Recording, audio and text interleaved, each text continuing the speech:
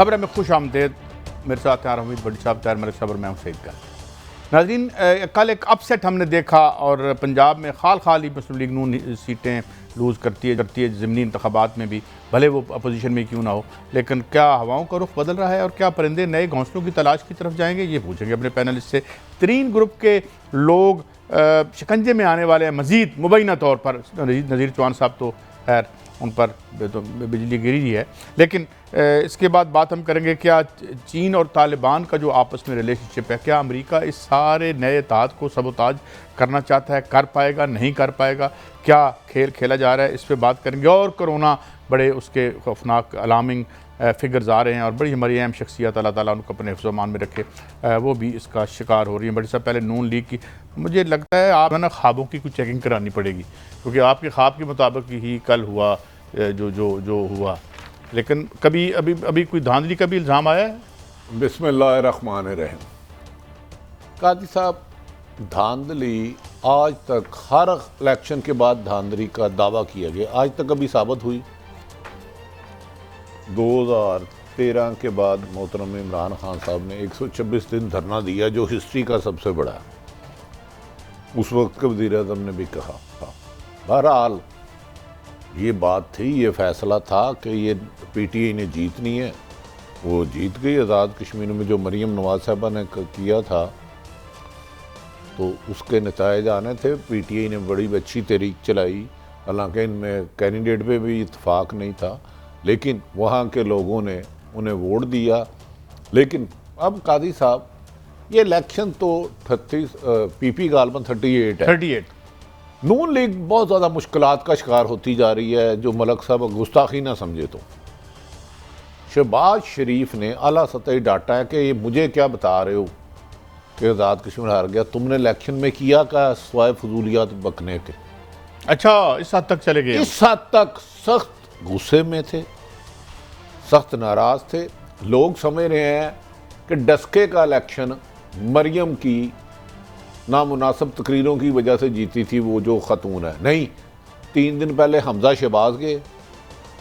हमजा शहबाज ने डस्के के एमएनए के इलेक्शन में वार्ड वाइज अपने वज़रा साबका सीनियर मोस्ट बंदों की ड्यूटी लगाई। तेरी पुफी का पुत्र उत्थे रहता, तू उधर जाना है, तेरी खाला का बेटा तेरी बरादरी वो है। तो मेरा ख्याल है मुस्लिम लीग नून का अगर यही नैरेटिव रहा तो इनका मुस्तकबिल कोई ज़्यादा मुझे रोशन बादिउल नज़र में नज़र नहीं आता। आपने देखा होगा इस डस्के की तकरीर में, ना आपको शाहिद खान अब्बासी जलसा जब हुआ, सॉरी इलेक्शन में सियालकोट वाली में, शाहिद खान अब्बासी को जलसा करते हुए नजर आए? नहीं, कोई नहीं। राना सलाउल्लाह साहब, मुझे प्रेस कॉन्फ्रेंस राना साहब भी नहीं नजर मेरे ख्याल में चलते। मतलब है कम रहे, क्योंकि मरियम नवाज ने तमाम नून लीग की सीनियर लीडरशिप को इतना डिग्रेड किया, इतना ह्यूमिनेट किया कि किसी ने आगे बढ़ के इलेक्शन में संजीदा लिया ही नहीं। और मरियम नवाज साहबा का ख्याल था कि उनका जो नैरेटिव है वो बहुत बिक रहा है। खुदा ना खास्ता, अल्लाह ना करे कि पाकिस्तान की अवाम अपनी एस्टेब्लिशमेंट को पसंद ही नहीं करती। भाई तो तुम समझती हो कि अगर किसी अदारे में मावराए कानून काम हो रहा है, कोई अपने तजावज़ कर रहा है अपने इख्तियारात से, गो के वो भी एक ख्वाब मुझे आई हुई है, लेकिन वो ख्वाब सुनाने से पहले मैं सारी उम्र ख्वाबों की दुनिया में नहीं जाना चाहता। मलक सबसे सवाल कर ले इससे पहले कि ख्वाब फटाफट बाहर आ जाए, क्योंकि वो ख्वाब बड़ा खौफनाक है। अच्छा, वाह, क्योंकि देखें कुछ चीज़ें होती हैं हम मेंशन नहीं कर सकते। आला सतही इजलास होता है, उसको किसी जर्नलिस्ट को करीब से गुजरने भी नहीं दिया जाता। सिक्योरिटी भी बड़ी सख्त होती है, लेकिन उधर भी गुफ्तगू सख्त हो सकती है। अच्छा, मुझे नहीं पता, मैं वैसे कह रहा हूँ मलक साहब अपनी क्लास में पढ़ा रहे हैं। मलक साहब, ये कोई भी स्टूडेंट सवाल कर सकता। ये लगता है एज के से कोई हवाओं का रुख बदल रहा है या it is early, still early?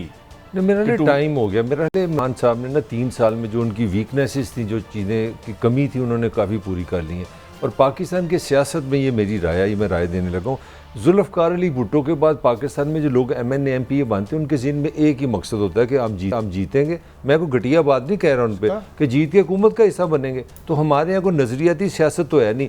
Khan साहब ने मेरा हाल 3 साल में प्रिवेल कर लिया। मैं कल 3 दिनों से मुसलसल एक बात कर रहा हूँ कि खान साहब ने बड़ा कामयाबी से इलेक्टेबल्स को ये मैसेज दे दिया कि भाई अगर तुमने जीतना है, अगर तुमने इलेक्शन जीतना है तो ये बस एक ही है जो पीटीआई की है, और उसके पीछे उसकी बैकग्राउंड ये है जो उन्होंने पहले भी कहते थे कि हम एस्टेब्लिशमेंट से एक पेज में हैं, ये बात होगी। तो आप इससे आर यू सजेस्टिंग कि इससे पहले भी जो पार्टी जीती थी वो इलेक्टेबल्स की वजह से जीती थी? अब ऐसे ही बिल्कुल सही है, और इसके मैं ये सियासत के बानी नवाज शरीफ ही हैं कि अवाम को माइनस करो, नज़रियात को माइनस करो, जीतो। और इमरान खान ने जो सबसे बड़ी कामयाबी की है ना, मुझे 1 मिनट ज़रूर आपने देना है, उन्होंने बिल्कुल फॉलो करना शुरू कर दिया नवाज शरीफ को। वो किस तरह, ये जो आपका अपना सियालकोट में कैंडिडेट है, पहली तो बात है ये अमीर तरीन फैमिली से है, बड़ी अच्छी बात है। इनके वालिद काफ लीग के ओहदेदार हैं, उससे अच्छी बात है। और सबसे अच्छी बात है कि पंजाब का जो सबसे बड़ा ब्यूरोक्रेट है, जो प्रिंसिपल सेक्रेटरी, उसके ये दामाद है। तो अगर आप 3 चीज़ें देखें, चौथी चीज़ है इनका पीटीए से कोई हिस्ट्री का ताल्लुक नहीं। तो खान साहब को ये समझ आ गई है कि आपने कैंडिडेट वो निकालना है जिसके ब्यूरोक्रेसी में भी पावर हो, जिसके पास पैसा भी हो, और पार्टी से उसका कोई नज़रियाती एफिलिएशन हो, और वो जीत के भी दिखा दे।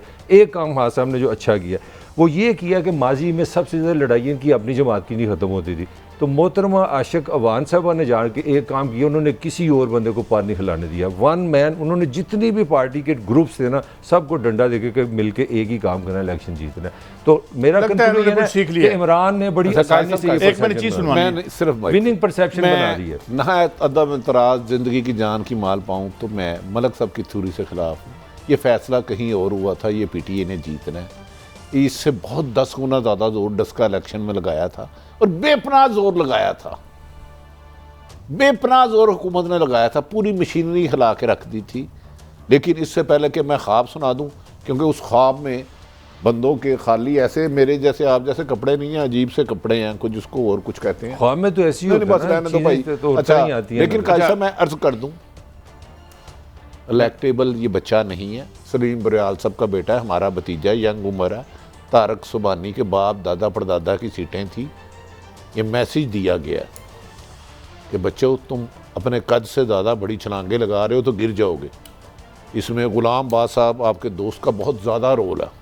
उन्होंने उनकी जो जितनी हल्का असर था उसकी तरफ से बहुत ज़्यादा जीते असर है। और लेकिन असल मैसेज इमरान खान साहब ने नहीं दिया, ये किसी और ने दिया। मलक साहब मिर्जा आप दिलेर हैं, दिल मेरा भी यही करता था। थोड़ी इमरान खान साहब 2013 में कितनी सीटें थी, 2008 में कितनी थी, 2 में कितनी थी, मैं 1 मिनट मुझे दे सकते हैं? 97 में कितनी थी, 22 साल से जमात बनी। ये मैंने चीज़ लेनी है आपसे, अब बोलिए मलिक साहब। नहीं, इनको नाम बदलना चाहिए, ये तो अब दरखास्त दी उन्होंने नाम बदलने की, मेरा हाल दे देनी चाहिए, नहीं तो हमको तजवीज़ कर दें, आपको नाम तजवीज़ कर दें।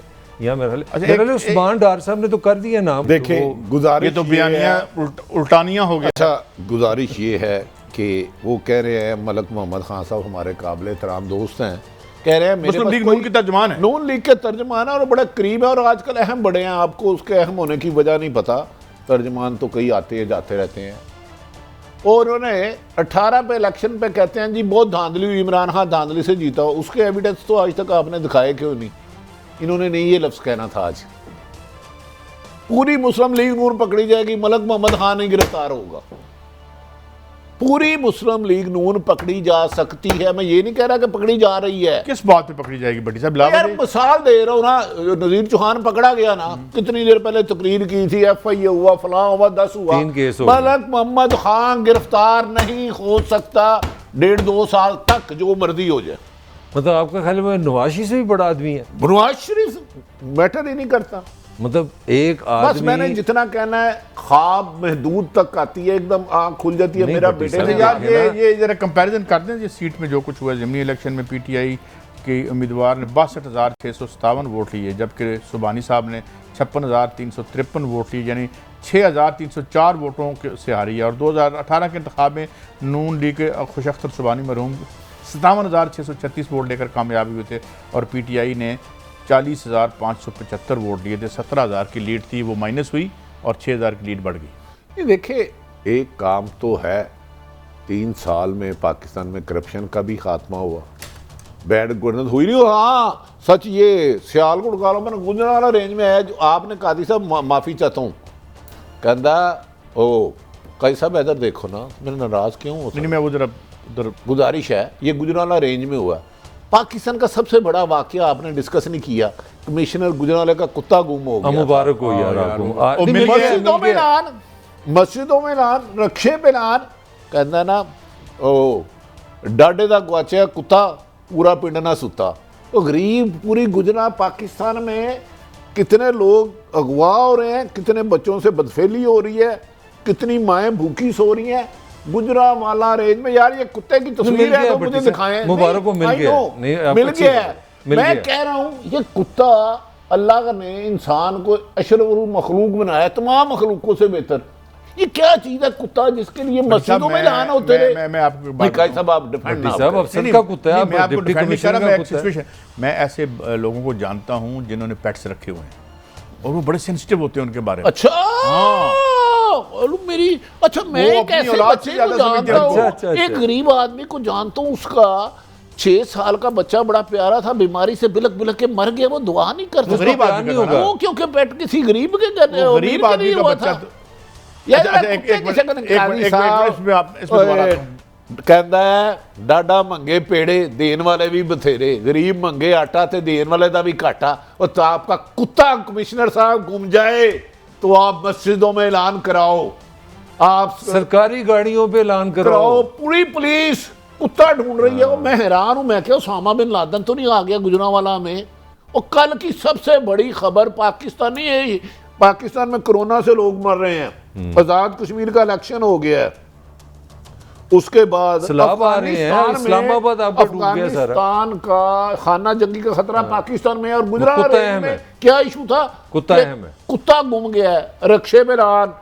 नाज़रीन हज़रात, रात कमिश्नर साहब का कुत्ता उनकी इजाजत के बगैर घर से चले गया है, जिसको मिले फौरन कुत्ते के हमरा कमिश्नर ऑफिस आए, वरना सख्त कानूनी कार्रवाई सारा अमला मसरूफ रहा है। अच्छी बात है, कॉर्पोरेशन का, कॉर्पोरेशन को खुद दिया गया।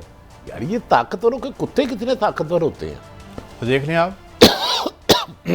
इसी तरह ना आपके दोस्त नवाज शरीफ का एक जंगली मोर, सॉरी घरेलू मोर जाती उमरा में मर गया। अरे वो 2300 पुलिस वाले पूरी रात ऑपरेशन करते रहे और इस कुत्ते के लिए पूरी रेंज में ऐलान होता रहा। यार हम सारे इंसान क्यों बने हैं? यार अमीर का कुत्ता बन गया, गलत हो गया।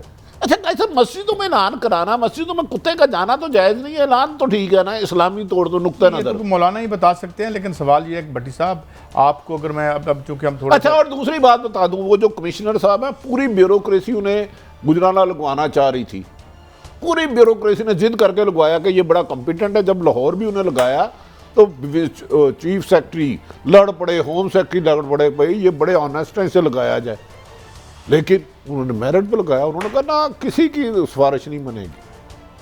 चलें, उन्होंने कुत्ता तो ढूंढ लिया, कभी हमारे हकूक भी मिल जाएंगे, कोशिश कीजिएगा रक्षों पे ऐलान करा के। लेकिन बात जो हम पीछे कर रहे थे वापस आते हैं, जो मोहम्मद अहमद खान साहब ने जो बात की उसको कंट्राडिक्ट कर रही है मरीम साहबा। जरा उनकी ट्वीट सुनाएंगे क्या है। वो कह रही हैं हार और जीत का पता तब चलेगा जब इलेक्शन होंगे, सिलेक्शन में हार जीत नहीं होती। अवाम की बददुआएं समेटने वाले एक पेज वाली हुकूमत को अवाम से वोट की तवक्को नहीं, इसलिए ये सिलेक्शन पर मजबूर हैं। शेरों के हौसले बुलंद हैं, इंशाल्लाह वोट को इज्जत मिलकर रहेगी, मतलब रोटी मिले ना मिले रहो, लेकिन इज्जत मिलकर रहेगी। लेकिन मेरा कहने का मकसद ये है। अच्छा मैं मरियम साहिबा का, तो फिर ये सिलेक्शन के लिए इतनी बड़ी दावे करती रही कि कश्मीर की गयूर अवाम जीतेगी, बेवकूफ़ बनाते रहे अपने ही साथियों को, अपने ही लोगों को। ये तो इलेक्शन कैंपेन चलाती नहीं है और अच्छी कैंपेन चलाई है, तो कह रहे हैं ये इलेक्शन ही सिलेक्शन थी। मरियम की कौन सी बात माने? उनकी अपनी पार्टी के तर्जमान कह रहे हैं कि अभी तक धांधली की कोई यानी शवायद नहीं मिले। और मैं आपको एक बात बता दूं, यहाँ वहाँ पे जो इलेक्शन हुआ है, इस्तीफा भट्टी साहब आपकी खबर ठीक है, मगर उसमें उन्होंने जितने वहाँ पावर ग्रुप्स थे लोकल मकामी तौर पर, उनको एक पेज पे जिस तरह भी आया या लाया गया वो आया और उन्होंने वोट दिए। काजी साहब गुस्ताखी माफ, देखे आपकी ज़्यादा अहम है। कुत्ते की तस्वीर आ गई है, इस कुत्ते को, ये है तो कुत्ते का बेटा, कुत्ते का बच्चा। ओए ये तो काजी साहब बड़ा महंगा कुत्ता नहीं है, जर्मन शेफर्ड। ये अरशद शरीफ के घर मैंने देखा था, लेकिन ये तो उससे ये 3-4 लाख से कम नहीं होगा।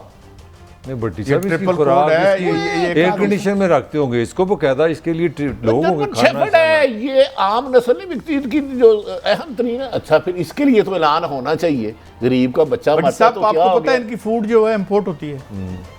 कभी इस तरह भी हुआ है, कभी किसी कमिश्नर ने। अच्छा मैं समझता था पाकिस्तान का मसला महंगाई है, बेरोजगारी है, नाइंसाफी है, जुल्म है। वो आज पता चला अमीर का कुत्ता नहीं भट्टी साहब, मेरा आपसे पूरा सवाल पिंड ना है। सुता भट्टी साहब, आपने तेरियां बेपरवाहियां नहीं, बांदर खान मलाइयां। भट्टी साहब आपने बड़ी क्राइम रिपोर्टिंग की, ब्यूरोक्रेसी की, कभी इस तरह हो किसी सिटीजन का कोई बच्चा गुम हो गया हो तो किसी अफसर ने इस तरह रिक्शे चलाए हो ना, इधर ब्लड सुने, ढूंढने इधर निकला सुने, हो? इधर मलक आपने देखा साहब, कभी? मैं सैकड़ों केस कवर किए, खुदा की कसम, बच्चे गुम हो जाते हैं, पुलिस 4-4 दिन रिपोर्ट नहीं दर्ज इस तरह करती। कोई वाकया नहीं। अभी अभी सैकड़ों। अब अभी जाइएगा ये वजीर आज़म इमरान खान साहब को चाहिए कि जिसने कुत्ते को ढूंढा ना, उसको इनाम दे। उसे पाकिस्तान मेडल मिलना चाहिए। हाँ, देखिए 23 मार्च पे ये प्राइम मिनिस्टर नहीं, 14 अगस्त आ रही है, 14 मलिक अगस्त। साहब, 14 अगस्त जरा को सुन लेना आपसे मेहरबानी है, पाकिस्तान का सबसे बड़ा इशू जिसका ऐलानात होते हैं। मिलियंस ऑफ किड्स, चिल्ड्रन जो है, जिसे स्ट्रीट अर्चन्स कहते हैं आप, वो गलियों में सोते हैं इस मुल्क में।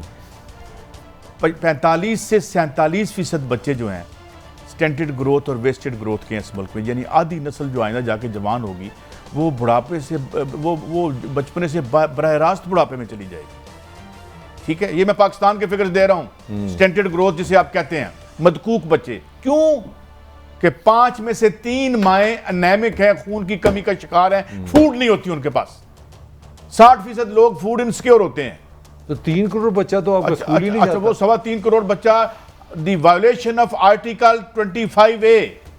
मलिक साहब, मैं ये है हमारे यहाँ बच्चों इख्तिलाफ करता हूं, जिस मुल्क में कुत्तों के इतने हकूक हो, हाँ, वो कि कितना अजीम मसाजिद मुल्क में, रक्षा टैक्सी में सरकारी ऐलानात हो, कारपोरेशन का अमला, सरकारी पेट्रोल से कुत्ते की तलाश में दिन ब दिन बेचारा वहाँ इंसान की हो कदर जाए। हो काजी गया। साहब, वहां और आप सुने, कह रहे हैं माँ तो जन्नत होती है, कभी- उसके तो पांव तले जन्नत है, कभी- माँ के रिश्ते के उसको भाई साहब, ये मुकद्दस। तो एक ये जो मिसाली गाड़ियों- रियासत ये है। पाकिस्तान की नहीं, किसी और मुल्क की बात कर रहे हैं। ये काजी साहब, जहाँ मिसाली कुत्ते रियासत को है। इतने हकूक मिले हैं, मैं कैसे मान जाऊं कि माँ गरीब की, ये महल वाले की है या झोंपड़ी वाले की है, उसके तो पाँव तले बड़ी साहब मेरे को जन्नत है। अच्छा, बड़ी साहब, एक और ओए भी। मलक, ओए यहाँ कुत्तियां बिल्लियां कोई हकूक मिलते हैं, इंसानों को अच्छा जी, एक और हर पॉइंट कुत्ते भट्टी को साहब, हकूक है। चलें। भट्टी साहब मुझे ये बताइए, ये जो ऑफिसर्स होते हैं इनकी कितनी सैलरी होती है? ईमानदारी की बात है, इन्होंने आपसे और कही सैलरी तो कटा खैर, देनी यार, है। ये यार ये मेरा राइट है, वो मेरा मुलाजम है, ऐसी तो ना करें।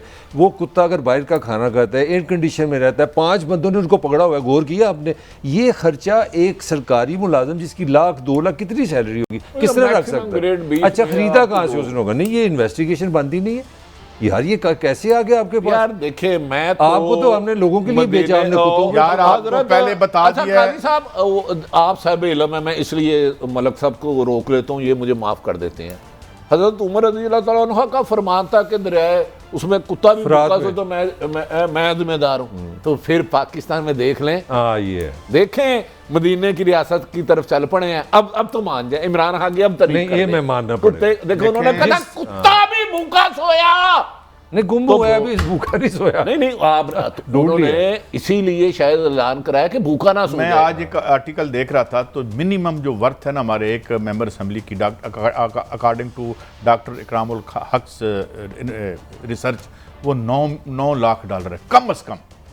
सबसे कम जो वर्थ है ना किसी हमारे मेंबर की, वो 9 लाख डॉलर बनती है। अच्छा, तो और अभी कुछ दिन पहले थोड़ा सा मैं करेक्ट यार, कर मैं दूं, स्टोरी की तरफ- 15 करोड़ बनती है, थोड़ा सा समझने वाले। तनवीर अब्बास साहब जो हैं, जो वो जो मुबैना तौर पर बन रहे हैं, प्राइम मिनिस्टर बनेंगे या नहीं बन रहे, 90 अरब की उनकी 90 एहसास है। बिलियन तो उन्होंने कहा है कि मेरे पैसे हैं और बिल्कुल जायज़ हैं, और उसकी 90 बिलियन पाकिस्तान में कितने 90 90 अरब रुपए। अच्छा, एक नहीं, और एक तो अरबी होता ना, हम सऊदी अरब जाते हैं, ये अरबी है, ये अरबी है दुबई में। मैंने ये 90 अरब, पैसों की ये बात कर रहे हैं। 900 करोड़ रुपया बनता है। अच्छा, इतना अच्छा उन्होंने एक नया ट्रेंड लेके आए सरदार तनवीर साहब, क्योंकि मुझे इतफाक हासिल है अपना आज़ाद कश्मीर में कवरेज करने का।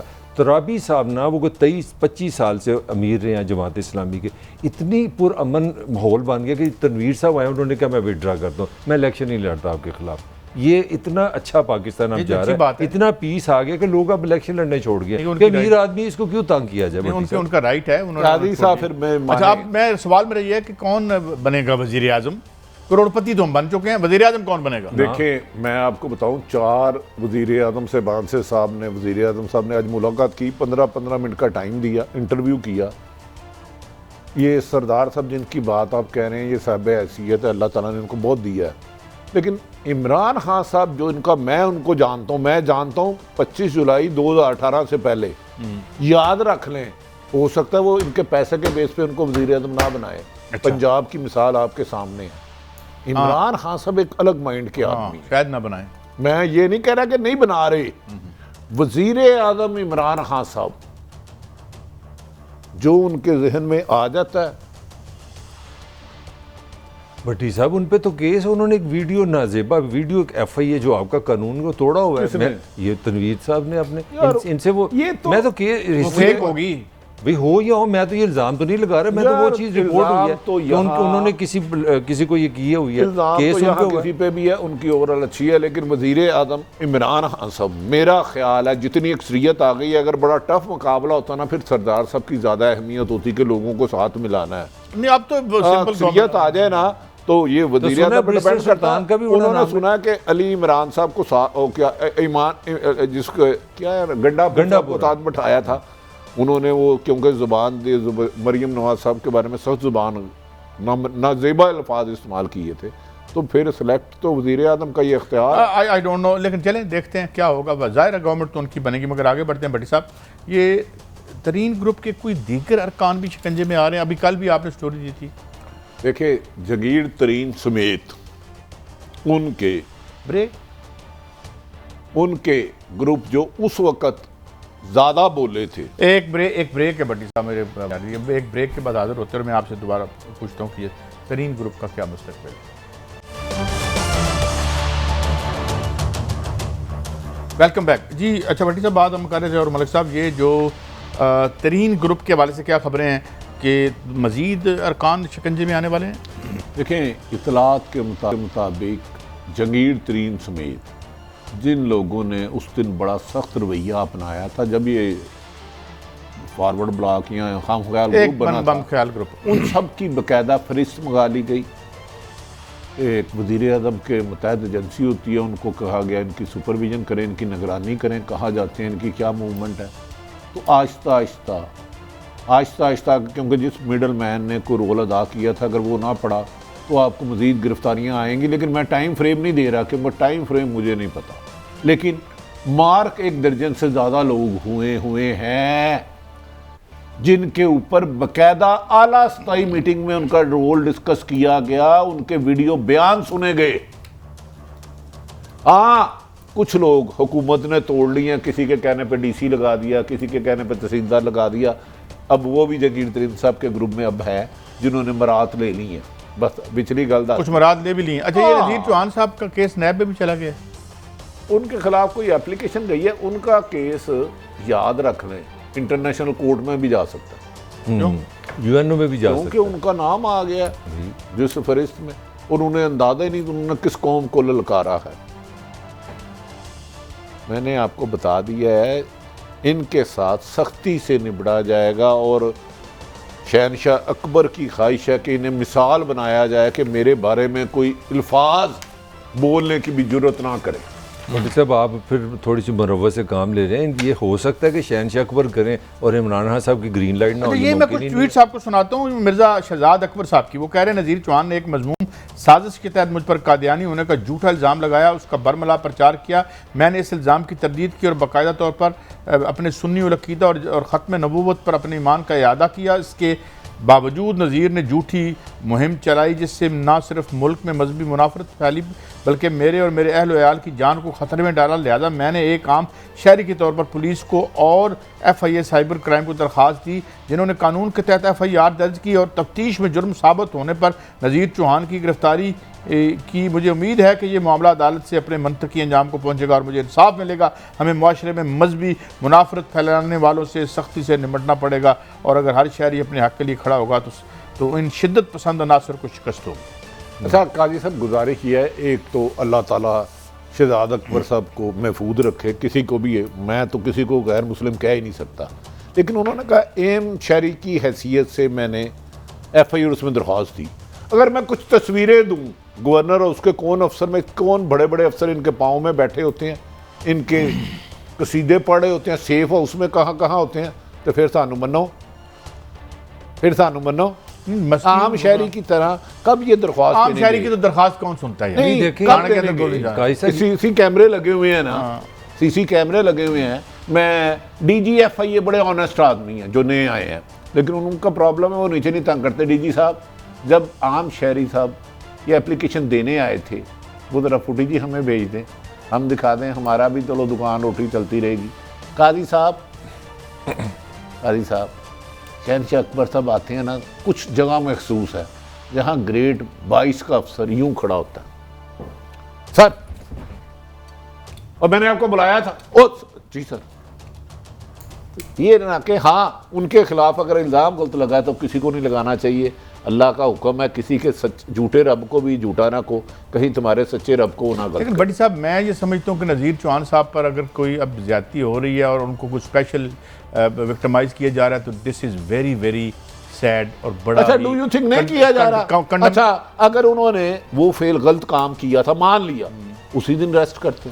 नहीं, मैं ये तो गवर्नमेंट के फेलियर। आप 8 को पर्चा देते हैं FIA का, आप 28 को पढ़ते हैं, ये कौन सा इंसाफ है? किस मुल्क का कानून है बताएं? इसका मतलब है आप मेरे खिलाफ भी मुकदमा दें, मुझे ब्लैकमेल करते नहीं महीना, उसके बाद मुझे गिरफ्तार कर लें, आपके खिलाफ कर लें, किसी और लीडर के खिलाफ कर लें, तो कोई महफूज नहीं है। भट्टी साहब ये ट्रेंड खत्म होना चाहिए। ये जो एक बंदा मलिक साहब एक बंदा कहता है कि मैं खत्म नबूवत पर ईमान रखता हूँ और मैं वो क्लेम नहीं करता और वो क्लेम मुसलमान होना करता है, तो उसको कहना ही, और उसकी ज़िंदगी को यहाँ पर पता जो हालात है यार। मैं तो अब एक ही नई कैसेट मैंने ली है कि इमरान खान साहब ने बिल्कुल नवाज शरीफ की पॉलिटिक्स पे आ गई कि रियासत की इदारों को इस्तेमाल करो सियासत के लिए। मुझे आप बता दें, उन्होंने बात की है रिलीजियस कि उन पे मेरे पे इल्ज़ाम लगाया, तो नैब को कैसे पता चल गया कि वो जल्दी प्लाट्स बेचते हैं? कहाँ एक इल्ज़ाम, कहाँ नैब? फिर आप कहते हैं आप नैब हमारी न्यूट्रल है। अब नैब को आज पता, मेरा सवाल सुन लेना, नैब को अब पता लगा कि ये जल्दी प्लाट्स में है। फिर सुन लें, FBI को कल पता लगा कि ये साइबर क्राइम में मुलव्वस है चौहान, आज ही सबको पता चल गया। नज़ीर चौहान साहब की नलायकी है ना, नहीं 2 ट्रालियां वटियां नहीं भर के ले जाते, नहीं नलायकी जान छुट जाती। आप मरियम पे चले गए। नलायकी ये है कि यहाँ पावरफुल को कोई नहीं हाथ लगाता, सीधी गल है। शहनशाह अकबर हो या शहनशाह इमरान खान, उसके खिलाफ आप बात नहीं कर सकते, सीधी बात है, आपको प्राइस देनी पड़ेगी। ये बात क्या कर सके? यहाँ ये जमहूरियत है, कन्विक्टेड बंदा लंदन में बैठा है, हम क्या कर लिया आपने? तो ठीक है, फिर यही है ना। कोई पाकिस्तान 2018 बने हैं, तो वही आगे फिर क्या है? आगे ना वही आगे। मासूमाना सवाल है हमारा। दोस्त वसीम बदामी कहता था, अपने ईमानदारी से बताएं, पाकिस्तान में कानून की हुक्मरानी है? नहीं होती, कानून है, नहीं होती ना, कानून इंसाफ है, इंसाफ है, तरीके इंसाफ की हुकूमत है। हम किस बात पे है? लेकिन बड़ी साहब, क्या हम इस बात पे लड़ रहे होते हैं कि यहाँ इंसाफ है या नहीं है? हम तो लड़ रहे होते हैं क्यों निकाला, मेरा जराइम पेशा ले आओ, अपना जराइम पेशा बाहर निकालो। Is this the political discourse? सब जराइम कोई भी करे, गुजारिश ये है, इंसाफ वलियों का पेशा है। जो अफसरान अपने इख्तियारात से तजावुज़ करके किसी का आलाकार बन के इस्तेमाल होते हैं, वो इस मुल्क के लिए दीमक है। अच्छा भट्टी साहब, ये गलत है यार। कोई भी गवर्नमेंट करे, कोई और आज परवेज लाई स्पीकर ने यही बात कही है ना, उसने कहा कई अफसर टार्जन बन रहे हैं। देखिए FIA को अगर स्पीकर कहता है, आप कानून की बात करें ना, स्पीकर ने कहा कि एक बंदा मेरी मेंबर असेंबली है, ये आएगा। गलत किया उन्होंने, क्यों नहीं बुलाया? उन्होंने तो कहा कि आप पार्लियामेंट को सुप्रीम ही नहीं समझते, आपका स्पीकर रो पड़ा आज, बुलाना चाहिए। कह रहा है कि आप टार्जन समझते हैं। देखिए नज़ीर चौहान साहब को क्यों नहीं प्रोड्यूस किया? ये जमहूरियत है भट्टी साहब, हम तो नहीं सपोर्ट करेंगे। नहीं भट्टी साहब, ये बताएं आप, ये जमहूरियत है? ये नया पाकिस्तान है? पहले बताएं, पाकिस्तान में कानून कहाँ और इंसाफ कहाँ है, और कौन से दायरे में? खान साहब को तो गाने नहीं चाहते थे कि इंसाफ आएगा, इंसाफ आएगा। 22 साल से इंसाफ यार मुझे बताएं कि मैंने गुजारिश की इस कुत्ते के लिए, मैं बता रहा हूँ, लाहौर में परसों 4 बच्चे हुआ हुए, किसी एक का पर्चा दर्ज, कुत्ते के लिए इंसाफ तो आ गया ना। तो इंसाफ कहते हैं, इंसाफ मतलब इंसाफ हासिल करने के लिए जरूरी है, इंसान नहीं। हाँ, कुत्ता होना तो फिर काजी साहब गलत मेरे बसो बार हो गए। नहीं, मैं ये भट्टी साहब कह रहा हूँ कि जहाँ कुत्ते को इंसाफ तो मिला, ये एक रॉटन सिस्टम की कंटिन्यूएशन थी 2018 में जो हुई। नहीं, हम इमरान खान साहब को बेहतर समझते थे। हम गले सड़े अंडे जो आज के हैं उनका दिफा करें या जो कल के थे उनका दिफा करें? काजी साहब, हमारा मौकफ है कि वो गंदे अंडे अच्छे थे, उनको दोबारा खाओ, उनका आमलेट बना लो। ये गंदे अंडे बुरे हैं। नहीं आपको व्हाट इज दिस आर्गुमेंट? काई साहब 1 मिनट मुझे दे। एक रॉटन ना ये गंदे अंडे वाला मैं आपको क्लियर कर लूं। 2002 में ना 140 अरकान असेंबली थे जो पार्टी छोड़ के, नून छोड़ के ना पीपल्स अपना काफ लीग में शामिल हो गए। फिर 2008 में 89 काफ लीग के लोग छोड़ के पीपल्स पार्टी में शामिल हो गए। आप वो ये की बात करें, मैं बताऊं वही के वही हैं। 2013 में 121 अरकान ने पीपल्स पार्टी छोड़ के PMLN शामिल में हो गए, और इस वक्त ये सारे के सारे लोग PTI में हैं। और आपकी इंफॉर्मेशन के लिए 17 वजीर जो हैं इस हुकूमत के, वो मुशर्रफ के वजीर रह चुके हैं। 22 मुशीर आपके वजीर आज़म के पास है, जो पाकिस्तान का रिकॉर्ड है। और इमरान खान ने एक नया रिकॉर्ड ये बनाया कि एक मुशीर लिया सिंध से। पाकिस्तान के कभी हिस्ट्री में कभी किसी आपने वो मशीनरी रखा कि वो सिंध के बारे में बताएगा मुझे।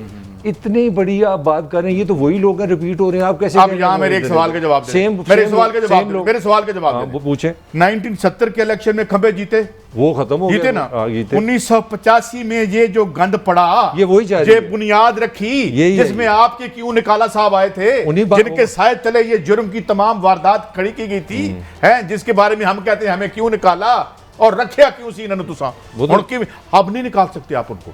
वो जितना गंद पड़ चुका है अब वो नहीं निकल सकते, वो अंदर ही है। जिस तरह ज़ियाउल हक जिंदा है, ये भी जिंदा है। कैसी बात कर रहे हैं आप साहब? उजड़ती कातल एक घंटे एक दिन में फैसला हाई कोर्ट से ले लेते हैं। काजी साहब मैं रहनुमाई चाहूंगा। मैं आज टॉपिक है, आज दोनों आप बोलेंगे। मैं रहनुमाई चाहूंगा। उजड़ती कातल और जो अफसर भी अख्तियारात से तजावज करके किसी के कहने पे भी किसी भी दौर में जुल्म करते हैं, उनमें और उजड़ती कातलों में फर्क क्या है? कोई फर्क नहीं, कोई फर्क नहीं, कोई फर्क नहीं। मतलब आप तो आइन और कानून के पास तरह ना। कायदे आजम ने सिविल एकेडमी में कहा था, सुन लो ब्यूरोक्रेटो, आप इस मुल्क की रीढ़ की हड्डी हो, आप किसी एक सियासतदान या हाकम के पाबंद नहीं हो, हुक्म के गुलाम नहीं हो, आपने आइन और कानून के मुताबिक चलना है। उजड़ती कातल और अख्तियारात से तजावज करके जुल्म करने वाले लोगों में फर्क क्या है? कोई फर्क नहीं है। अगर मैं किसी सीट पे बैठा हूँ, मैं जज हूँ, मैं कुछ भी हूँ, और मैं भट्टी साहब आपको एक दिन में इंसाफ देता हूँ और एक दिन में छुट्टी वाले दिन बुला लेता हूँ, तो फिर उसके बाद जो मुझे पूछते हैं मैं क्यों निकाला, और हम आपको नहीं निकाल सकते। तुम अपनी फील्डिंग सेट करके गए हो, इसको निकालते निकालते इमरान को 3 उम्रें चाहिए होंगी इस निज़ाम में। तो काजी साहब फिर असी ना ही समझिए, ना ही समझो साढ़े बोलो, आगे बढ़िए। अच्छा, ये हमने बात की, यही कहानी है। ये वही तमाम पॉलिटिकल कल्चर है। पार्टी बदल ही नहीं रही। ये आपकी पार्टी है, ये ज़ियाउल हक की पार्टी है हुजूर, ये इधर भी जाती है, इधर भी जाती है, इधर भी जाती है। ये खाकान अब्बासी साहब की पार्टी है, जो वालिद मोहतरम थे शायद खाकान अब्बासी साहब के। ये वही चल रहा है। बड़े अच्छे नाम बताए। मैं मलक साहब, मैं आज एक और ख्वाब नहीं सुनाऊंगा। आज भी जो इमरान खान की हुकूमत में किसी और के लिए काम कर रहे हैं, उनकी इत्तेदाद 18 से 23 है। आप सुन लें सर, फील्डिंग सेट हुकूमत दूसरी आएगी, रे सब्जी वाले की उसमें होगी। एक और बात, फिर मेरा दिल कर रहा है 2-3 खबरें फोड़ने को, लेकिन मैं कह रहा हूं सारी ना। भट्टी साहब, ये अगर 30 लाख का, 5 लाख का या 15 लाख का कुत्ता था, ये जो आज आप बता रहे हैं, तो ये सारा माल कुत्ता साहब के उसकी इज्जत करें, इस तरह ना करें। वो कुत्ता साहब 3 सालों में तो नहीं बना होगा ना। अच्छा, वैसे काजी साहब जिन्होंने मौका मिले, कुत्ता साहब के कुत्ता रख ये मोहतरम कुत्ता साहिब बेचारे कहां बेदर्द फिरते रहे होंगे यार। ये कितना जालिम माशरा है। 2-3 दिन बड़े कमिश्नर का कुत्ता भी यारो मददगार फिरता रहा, किसी ने उसको पानी नहीं पूछा, खाना नहीं पूछा। ये वैसे ये कुत्ते का इंटरव्यू होना चाहिए। मैं सीरियस, ये मुझे भी कभी कभी जानने का इत्तेफाक होता है जब हम GOR में जाते हैं ना भट्टी साहब, हम हुक्मरानों के जब देखते हैं। ये कुत्ता कितनी मेरा है ना 24 घंटे से ज्यादा रहा है। इस बेचारे को किसी ने खाना पूछा, पानी पूछा, कोई पेप्सी पूछी, कोई कॉफी पूछी, नहीं पूछी। यार ये तो इसका कुत्ते का इंटरव्यू बनता है। काजी साहब, अगर आप कर दूं भेजना चाहिए छुट्टियों के लिए, रेस्ट करें। देखें, वैसे तो महज़ब में जानवरों के हकूक़ भी होने चाहिए और होते भी हैं, मगर हाँ, हमारे यहाँ तो इंसानों के हकूक़ नहीं है। एक इशराफिया है जिसके कुत्तों के भी हकूक़ हैं, लेकिन इस मुल्क के सिटीजन के हकूक़ हैं या नहीं, ये मैं आप पे छोड़ देता हूँ। हम ब्रेक के बाद आएंगे और ये देखेंगे कि ये तालिबान और चीन वाला क्या मामला है, और अमेरिका खाद और हमेशा की तरह गंद डालने की क्या कोशिश कर सकता है या कर रहा है। ब्रेक के बाद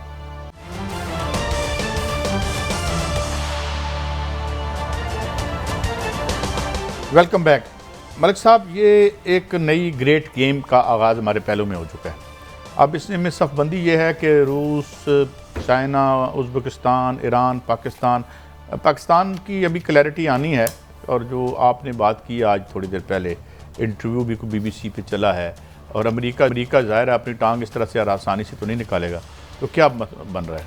देखिए, पहले तो 1 मिनट में तालिबान पे बोलना ज़रूरी है। आज से 20 साल पहले जब इनकी हुकूमत की, तो पूरी दुनिया में सऊदी अरेबिया, UAE और पाकिस्तान 3 मुल्कों ने इनको माना था। इन लोगों की इंटेलिजेंस को आप अप्रिशिएट करें कि 20 साल में इन्होंने इतना लर्न किया कि इनको स्टेट विज़िट हुआ है चाइना में। 9 बंदे गए हैं और उस 9 बंदों को ऑफिशियली स्टेटस दिया गया, और वो वज़ीर ख़ारजा चाइना का मिला जिसने अमरीकी वज़ीर ख़ारजा नायब से मुलाकात नहीं की। मैं ये बात इनकी इंपॉर्टेंस है सबसे बड़ी। इन्होंने रशिया से भी निगोशिएशन किया, इन्होंने अमेरिका से भी निगोशिएशन किया, इन्होंने पाकिस्तान से भी किया, और पूरे रीजन। और तीसरी इनकी टेक्निकली इन्होंने एक बहुत बड़ा कमाल किया, इन्होंने अफगानिस्तान की सरहदों पर पहले कब्ज़ा किया। ताकि जो रीजनल कंट्रीज़ हैं उनको सबको इन्होंने अपना लेन देन कर रहे हैं। ये सबसे पहले डिप्लोमेटिकली हम समझ लगे, जो तालिबान जो खान साहब कहते हैं ना हमारा किसी पे कोई कंट्रोल नहीं, बिल्कुल सच बता रहे हैं। तालिबान इस वक्त इस हालत में है, ये पहली बात। चाइना ने क्या मांगा है, चाइना से इनकी क्या प्रॉब्लम है? चाइना की प्रॉब्लम थी तुर्कमेनिस्तान से, वहाँ से जो एक्सट्रीमिज़म था ना चाइना से, चाइना ने कहा क्या हम आपको पैसा देंगे, आपकी डेवलपमेंट करेंगे, आप हमसे कमिटमेंट करें कि आप तुर्कमेनिस्तान की जो ऐसी जो अपने अंदर और अपने बाहर जो आपकी तंजीमें आप चाइना में नहीं आने देंगे एक्सट्रीमिज़म की। अब आते हैं पाकिस्तान पे दबाव क्या आ रहा है, जो खान साहब बार बार कह रहे हैं कि पाकिस्तान पे दबाव होगा, पाकिस्तान पे दबाव होगा, वो बड़ा एक सीरियस मैटर है। जो तरीके तालिबान पाकिस्तान थी ना, उसका जो हेड है उसका नाम है नूर मसूद, उसने इंटरव्यू CNN को दे दिया जिसके बारे में कहा गया था कि 2-3 महीने पहले वो मर गया किसी हमले में। मरते जाते हैं और फिर दोबारा आ जाते हैं। दोबारा एक चीज़ तो उसने बताई कि वो जिंदा है और मोस्ट प्रोबेबली वो अफगानिस्तान में है, और उसने जो बात की वो बड़ी डेंजरस और बड़ी घटिया की है, जो मैं समझता हूँ हमें उस पर डिस्कस करना है। उसने कहा कि हम पाकिस्तान की फ़ौज के ख़िलाफ़ एक्शन जारी रखेंगे और जो पाकिस्तान की सरहद है अफगानिस्तान की, इस सरहद पर हम एक नई रियासत बनाएंगे जो इस्लामी रियासत होगी। तो ये वो प्रेशर है जिसको खान साहब बार बार कह रहे हैं कि हम खाना जंगी की तरफ ना जा रहे हैं। आप समझते हैं कि तालिबान उन्हें अफगानिस्तान के अंदर एक रियासत बनाने की इजाजत दे देंगे? मेरा यही सवाल है ना कि अगर जो अफगानिस्तान के तालिबान है, वो इसका मतलब जो पाकिस्तान का तालिबान ग्रुप है वो कहीं ना कहीं जिंदा है। This is $1 million question. मेरी बात सुने, वो जिंदा होगा और मर तो नहीं जाते, मौजूद रहते हैं। तालिबान उनकी रियासत नहीं बनने देंगे, चीन उनकी रियासत नहीं बनने देगा, पाकिस्तान की भी एक वॉर हार्डन्ड आर्मी इधर बैठी हुई है, हम भी इधर बैठे हुए लड़ रहे हैं, ईरान भी नहीं बनने देगा, तो बना ले। रशिया भी है, सारा रशिया है। और दूसरी बात यह है कि जितने इकोनॉमिक लीवर्स हैं इस वक्त अमेरिका के, वो तो रशिया के हाथ में हैं। वो $2 ट्रिलियन मांग लेगा उससे। उसकी यूएस लिस्टिंग, खुद फाइनेंशियल टाइम्स लिखता है कि $2 ट्रिलियन की यूएस लिस्टिंग किसी वक्त अमेरिका खतरे में, चाइना खतरे में डाल सकता है। अब वो बातें नहीं रही, मेरा नहीं ख्याल। हाँ, असल मसला क्या है बड्डी साहब? असल मसला यह है कि हमारे अंदर की इशराफिया हमारे मफाद में फैसला कर सकेगी, जो रूलिंग एलीट है हमारी, या उसका झुकाव अमेरिका की तरफ होगा, और ये दोनों तरफ से हमें कुटवाएंगे। मैं आपको बता दूं, कल परसों जो प्राइम मिनिस्टर इमरान खान साहब ने इंटरव्यू दिया, उनके बेहतरीन इंटरव्यू में था, हमारी पॉलिसी तो पाकिस्तान की जो मेरी इन्फॉर्मेशन में बिल्कुल क्रिस्टल क्लियर बार है, ना इबहाम है, ना किसी से ब्लैकमेल होना है, ना डरना है, ना हमने जंग का हिस्सा बनना है। लेकिन इसके बावजूद हमें जंग में भारत धकेल रहा है। ये जो दासू पे हमला हुआ था ना, ये जो चीनी डेलीगेशन, यही कुछ कर सकते हैं। चीन ने उधर यही भी कहा है कि वहाँ उस दासू हमले में अफगानिस्तान की सरजमीन इस्तेमाल की गई है, उस पर भी वो बोले हैं। अमेरिका किसी कीमत पर नहीं चाहता कि वो इधर से चले जाए और मुकम्मल अमन हो जाए, फिर चीन, पाकिस्तान, रशिया मिलके एक तरक्की रास्ते पे गामजन हो जाए। मुश्किलात तो आनी है यार, अभी हमें अमन चाहिए। यहाँ की अमेरिका, इंडिया, चाइना निकाले दोनों रास्ते। वादिया उन्होंने कह दिया जी, किसी अपनी सरजमीन को नहीं इस्तेमाल होने देंगे। और वजीर आज़म पाकिस्तान और पाक फौज ने, मैं आपको गारंटी दे रहा हूँ, अशरफ गनी को भी पैगाम दिया है कि आप अपनी ज़मीन पे, अफगानिस्तान की ज़मीन को पाकिस्तान के खिलाफ होने से रोके। ये कुछ साजिशें कर रहे हैं कबायली इलाके की तरफ करने की, लेकिन इनको तकरीबन 90% बार लग चुकी है, लेकिन खतरात हैं ये। अच्छा, इमरान खान साहब ने जो अफगान मीडिया से जो कुछ बात की है, जरा सुनाएंगे। My question is that what will the Americans achieve operating from Pakistan, what they could not achieve in 20 years operating from Afghanistan? I don't know. If someone can convince me that suddenly it would make a big difference and there will be peace in Afghanistan by them operating from Pakistan, maybe we would consider it. सही बात कह रहे हैं कि आपकी 1.5 लाख की army वहाँ वो अचीव नहीं कर सकी और दुम दबा के भागी है, जैसे वियतनाम से भागी थी। तो मतलब एक बताया भी नहीं, काले लाके निकल गए। देखें, वज़ीर आज़म का जो अच्छा फैसला, हमें अच्छे कामों की तारीफ करनी चाहिए। लोग कहते हैं डिप्लोमेसी होनी चाहिए। 2 चीज़ें थी ना, यहाँ आप उनको बेस दे देते, यहाँ कहते नहीं देनी, यहाँ ये झूठ बोलते, अच्छा आप गौर करते हैं। तो दलेराना फैसला किया उन्होंने, कहा जी अपनी सरजमीन किसी भी मुल्क के खिलाफ इस्तेमाल करने के लिए नहीं दूंगा। इससे बेहतर क्या फैसला करें? और इससे में कौन सा इबहाम है कि जो दुनिया की सुपर ताकत सबको अमेरिका को समझते नाउज़ुबिल्लाह, वो पता नहीं क्या है, वो 20 साल नाकाम, मायूस, भाग के वापस गए हैं। भारत भाग के गया है वहाँ, ये क्या कर लेंगे, हम क्या कर लेंगे? पाकिस्तान का ठीक मौक़िफ़ है कि जब ठीक है। आप फिजिकली प्रेजेंट थी एक करोड़ आप एक नहीं लाख खत्म कर सके। 1,20,000 सही, तो वो 22 कुछ- साल। बट काई साहब मैं आपसे चाह रहा हूँ एक आपसे एक चीज़ समझना चाह रहा हूँ। हिस्ट्री की बात है, अफगानिस्तान में आपको पता है हमारी ज़िंदगी में सोवियत यूनियन आया, जिस तरह जलील हो गया कि आपके सामने है। अब अमेरिका जिस तरह आपने कहा दुम दबा के भागा है, वो भी हमने देख लिया। इससे पहले इंग्लैंड आया, ब्रिटिश आया, 3 सुपर पावर तो हमने देखी हैं। क्या आप समझते हैं कि फ्यूचर में ये चाइना ये रोल लेने लगा है? कुछ लोग कहते हैं ये इसमें होने लगा एक डिफरेंस समझने की ज़रूरत है। जब बरतानिया आया था तो बंदूक लेके आया था, जब सोवियत यूनियन आया था तो एक मुआहिदा इन्वोक किया था 6 महीने पहले। ब्रेजिंस्की रिकॉर्ड पे है, उसने अफगानिस्तान में रूस से पहले इंसर्जेंसी शुरू करा दी थी। मैंने 5-7 इंटरव्यू किए थे नसीरुल्लाह बाबर के, जो आर्किटेक्ट था उस वक्त की अफगान वजीर दाखिला था। वो यहाँ गंद डालने आए थे। रूस के अंदर की अपनी प्रॉब्लम्स थी क्योंकि उसके अंदर स्टालिनिज्म डिके कर रहा था, और वहाँ पे उस जब तक रूस की फौजें मौजूद रहीं ये एक गज अंदर नहीं जा सके। ये फिर उसके बाद गए और डॉक्टर नजीब को इन्होंने जो है वो, चलिए प्रेजेंटली बताएं, मैं चाइना का प्रेजेंटली क्या आपको ये इंटरेस्ट बता रहा है हूँ। फर्क ये अफगानिस्तान में? है चाइना क्या चाहता है।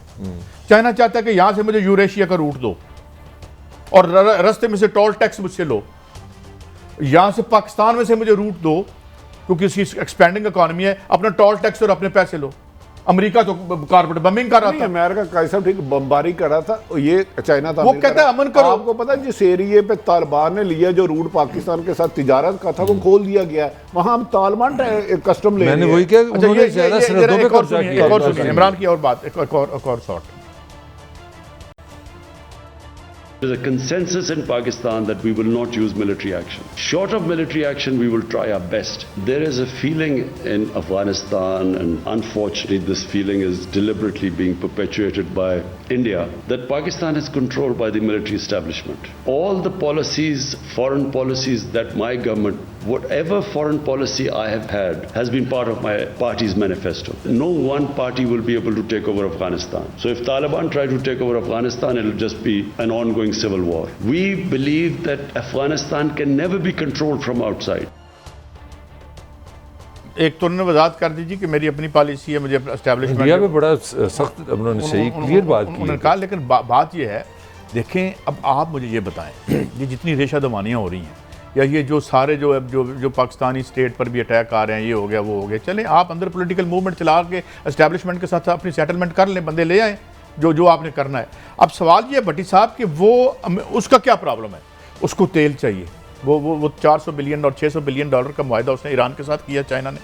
यहाँ मैं कहता हूँ बनाओ और अपना टोल टैक्स लो। 400 बिलियन कुछ लोग ये कहते हैं भट्टी साहब कि हमारा भी बिलियंस ऑफ डॉलर्स में रेवेन्यू होगा अगर ये रास्ता खुल जाता है तो साड़ी जान छुटे, कर्जे तो साड़ी जान छुटे। कैसा कुछ लोग क्या अमेरिका का और शुगर सोसाइटी अब यही चाहती है कि यहाँ अमेरिका जिस जब से बना है 250-300 साल की उसकी हिस्ट्री है, उसकी 90% हिस्सा दूसरे मुल्कों को तबाह करने में गुजरा, जंगों में उसकी गुजरा। वजह मैं आपको अमेरिका अब भी अमन नहीं चाहता। अगर इस वक्त दुश्मन है अफगानिस्तान में कोई अमन का, वो भारत है। आपको एक बात, वो अमेरिका है।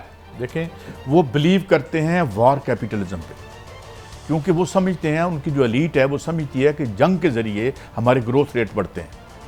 और दूसरी बात यह है कि जो उनकी कंपनियां असला बनाती हैं, दुनिया में सबसे ज़्यादा असला वो एक्सपोर्ट करता है, उसकी शेल्फ लाइफ होती है। उसको असले को इस्तेमाल करने के लिए और बेचने के लिए उन्हें जंगें चाहिए, उनके प्रॉफिट के लिए वो उनके अपने फौजियों का खून बहाती है, उसकी इशराफिया और हमारा खून भी बहाती है। साहब ये बताया, शर्म भी नहीं है यार। सीक पैक में कुछ जराए कहते हैं, कुछ जराए कि उस तरह तेजी नहीं है जिस तरह होनी चाहिए थी। क्या इस बात में मैं समझता हूँ इस तरह है। उसकी वजह यह है कि रिलक्टेंस है, क्योंकि हमारी बहुत से इशराफिया के अकाउंट्स जो हैं वो उधर भी हैं।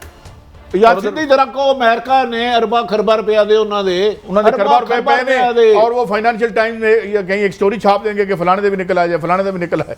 तो इसलिए ये गंद पड़ा हुआ है। लेकिन उस दिन जिस तरह बड़ी अच्छी बात की नईम खालिद जो लोधी साहब हमारे प्रोग्राम में आए थे कि हमें ये जंग जीतनी पड़ेगी अपनी नस्लों के लिए। जी, तो कोरोना पे आ जाते हैं मलिक साहब। ये कोरोना के जो यहाँ पे लेट आया है, इसका वो जो एक क्या उसे कहते हैं जो आया है डेल्टा आया है, और ये इसमें क्या है आपके पास? देखिए इसमें जो बड़ी संजीदा बात है वो इस वक्त हमारी वही बदकिस्मती है। 30% प्लस हो गया कराची। तो वही में गो टू द लॉकडाउन भट्टी साहब। देखिए मुर्तज़ा वहाब साहब ने ठीक कहा, अगर हम एहतियात खुदा ना खास्ता करें, हॉस्पिटल में उधर जगह नहीं है, हम खुदा ना खास्ता इसको अल्लाह पाकिस्तान को इंडिया ना बनाए, वहाँ जहाँ शमशाम घाट अस्पताल के बाद हुई, तो मेरा ख्याल मगर है हम सबको, भट्टी साहब हम देखिए ना, सबको, यहाँ पे कराची भी हम हो, लाहौर सियासत हो। में हैं, यहाँ पे भी सिंध हुकूमत की डायरेक्शन कुछ है, फेडरल की कुछ है। यार कोरोना, अगर मैं ये तो कोई बात नहीं ना। आपके बयान के इसमें भी दोनों लड़े। आवाम से एक मुतालबा किया कि खुदा के लिए इसमें एहतियात करो वरना हमें लॉकडाउन करना पट्टी पड़ेगा। साहब, ये तो इनके जो मुश्तरका जराइम है जिसकी वजह से ये इस तरह का इंफ्रास्ट्रक्चर जिसमें हम रहने के काबिल हैं, ना लॉकडाउन कर सकते हैं ना दूर रह सकते हैं, ये ज़रा असद उमर साहब को भी पूछते हैं। ये हम पूरे शहर हफ्तों बंद कर दें, ये इस मसले का इलाज नहीं है। हम मुल्क बंद कर इस वबा का मुकाबला नहीं कर सकते। इससे वबा भी खत्म नहीं होती, क्योंकि जब आप बिल्कुल बंद कर देते हैं तो जैसे ही खोलते हैं उसके बाद आप वही तबाही आपको फैलती हुई नजर आती है। जी, अब मैं यही अब कह ये रहा हूं ना। रिलक्टेंस है, क्योंकि आप लोगों के रोजगार भी बंद कर दें, वो भी बहुत है। मैं आपसे ये गुजारिश कर रहा हूँ, अनफॉर्चुनेटली यहाँ पे भी अंदर से सियासत है, क्योंकि सिंध ये चाह रहा है, सिंध कह रहा है कि आप लॉकडाउन करें, क्योंकि उनको पता पॉलिटिकली प्रेशर फेडरल हुकूमत पे जाएगा, फैसला उन्होंने करना है। अनफॉर्चुनेटली कोई ऐसे एरिया होने चाहिए जैसे बीमारी है, वहाँ सिंध हुकूमत नहीं होनी चाहिए, वफाकी हुकूमत नहीं होनी चाहिए, वहाँ पाकिस्तान होना चाहिए। इनको बैठ के एक ऐसा फैसला करना चाहिए जिसमें पाकिस्तान की साहब, मेरा आपसे भी सवाल और आपसे भी, कहाँ पाकिस्तान है? यहाँ इलेक्शन कैंपेन में भी पाकिस्तान होता है, होता है। किस और बेच दिया, कश्मीर खरीद लिया, बेच लिया, आप अपनी यहाँ पैटी गंदियां लड़ाइयां, अवाम जलील कर रहे आप एक रियासत है, मुहज़्ज़ब मुल्क है, इस तरह तो ना करें। यार, हर जगह लड़ते हम तो मुहज़्ज़ब मुल्क हैं, तो अपनी मुहज़्ज़ब लीडरशिप भी पैदा करें ना। लड़ते रहेंगे। हैं मलिक साहब, ये भट्टी साहब ऐसा देखें, पॉइंट स्कोरिंग अलग, लेकिन ये आफत दुनिया में आई है। अब दुनिया पूरी खोलने जा रही है, अमेरिका यूके खुल गया। अब हमें मैक्सिमम वैक्सीन लगानी चाहिए, लोगों को कायल करना चाहिए, एहतियात करनी चाहिए। लेके तो आए, खोलें, इतनी लंबी लाइनें लगी हुई हैं नीचे। बड़ी साहब, ये थोड़ा सा ना वैक्सीन लगाने में भी आपने और मैंने यहाँ प्रोग्राम किया था, अगर उस वक्त हम वहां से जो एक रॉ मटेरियल है वो ला के हमने 5-7 फैक्ट्री लगाई होती, भट्टी साहब, एक छोटी तो सी फिर माल बनाने वाले भट्टी साहब, मैं आपको ज़्यादा इस चीज़ में ज़्यादा सेंसिटिविटी, आपको पता है 1.5 साल से पाकिस्तान में उम्रा के लिए लोग नहीं जा रहे बिकॉज ऑफ दिस। अब सऊदी अरब ने जो 9 मुल्क शामिल किए, रेड उन्होंने जो जोन बनाया उसमें पाकिस्तान नहीं है, और उन्होंने क्या इम्कान है कि हम 3 साल के लिए पाकिस्तानी को सऊदी अरब आने नहीं देंगे। मेरा जो क्वेश्चन रेज हो रहा है, मैं पढ़ रहा था, कम अज़ कम 15 से 20 लाख लोग हैं जो उमरा के इस टिकटों में, इस बिज़नेस से, इस नेक काम से वो बसता थे। हुकूमत के लिए कोई उस इशू ही नहीं है, उन लोगों के लिए कोई मुतबादल ही नहीं है। क्या करें यार, सोच ही कोई यार, अब बच्चों वाली बात है, कुत्ता साहब मिल गए हैं, अब थोड़ा सा सोचेंगे, 2-4 दिन दो। भट्टी साहब, आप बताएं कितने लोग इससे वाबस्ता है, आप बताएं। एक मिनट मुझे बताएं, क्या करे हुकूमत? उनको अल्टरनेटिव दे, उनके लिए कोई लोन दे। बिन जालिका खाकम बदन हम किसी और जगह हज तो कर सकते हैं। काजी साहब, नहीं, मेरा गुजारिश नहीं समझ रहे, मेरा मतलब 3 साल यार ऊपर से आई है। और मैं एक और भी बात बताऊं, उनको अल्टरनेटिव, हमें हज से प्यारी कोई चीज नहीं है, लेकिन अगर आप इसका एनालिसिस करेंगे तो ये 2 साल 3 साल हमारा को फॉरेन एक्सचेंज भी बच जाएगा। अब हम नाज़रीन आज का प्रोग्राम खत इजाजत दें, अगले हफ्ते फिर मिलेंगे।